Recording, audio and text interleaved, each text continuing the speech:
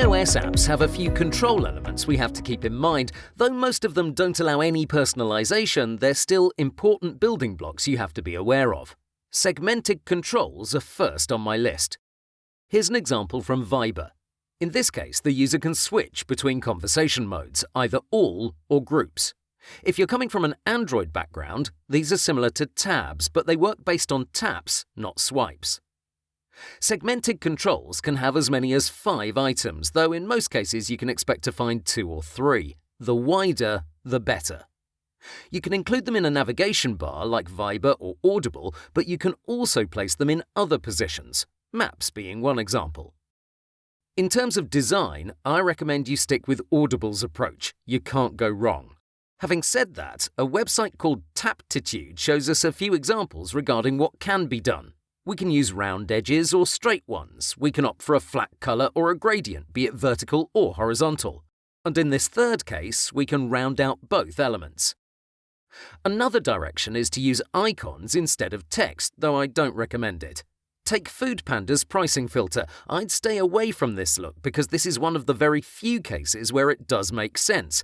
In general, it's less intuitive, and the item itself is only 28 points tall in its default styling. That's at 1x, mind you, and it's no different on the iPhone X.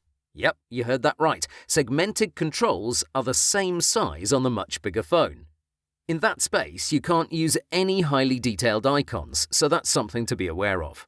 The next iOS-specific control on my list is the stepper.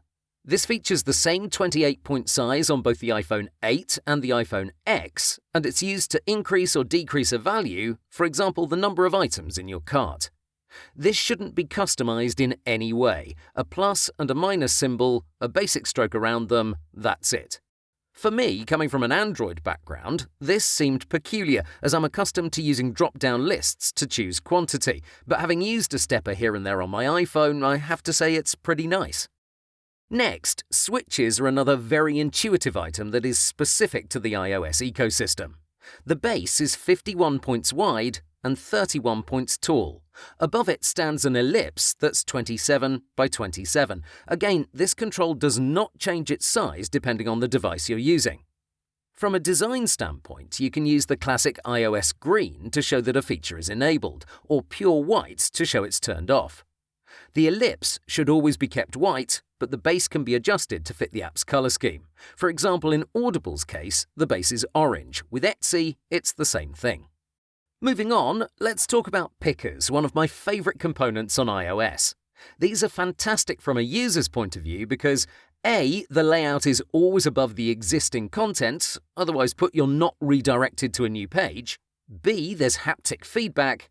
C, the choices are much more legible. When you compare this to the Android platform, you can understand why so many people praise iOS. From a designer's perspective, sure, there's nothing to say. You can't do anything with it to get creative. But it's an iOS component you have to be aware of. This means you don't have to include any drop-down lists in your designs. At the end of it, that's the conclusion of this lecture.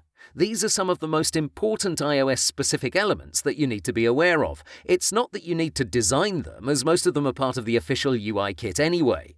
Instead, the idea is that you shouldn't include drop-downs or other Android items in your designs because you're going to get some ugly stares from people. And with that said, we can continue.